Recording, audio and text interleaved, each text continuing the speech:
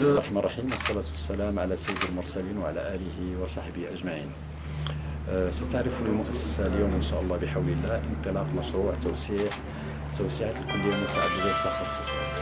هذا المشروع سيكون على مساحة تتعدى 1396 متر مربع بقيمة إجمالية تقدر ب 11 مليون درهم و 860 ألف درهم.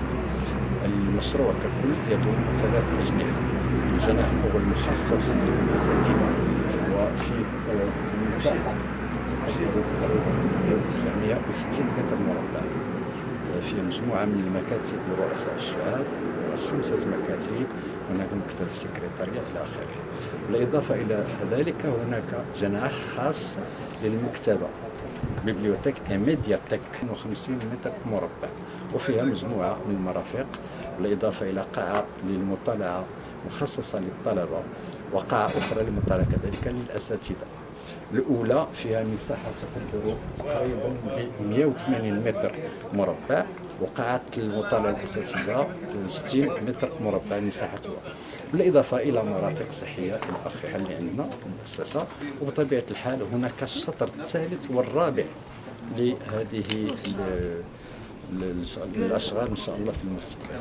بالإضافة إلى كل هذا يتوفر البناية الجديدة على 3 مختبرات: الفيزياء، الرياضيات والكيمياء. وهذا يعني بطبيعة الحال أن المؤسسة قادمة على الانفتاح على تكوينات جديدة فيما يخص. هنا عندنا دابا كل ما هو الشريعة، قانون، اللغات، وإن شاء الله بحول الله نطمح إلى تكوينات في العلوم التقنية، في المجال الإعلاميات وغيرها، ما يسمى بالذكاء الاصطناعي كذلك. ولنا مشروع كذلك في المستقبل إن شاء الله اللي هو مدرسة التميز.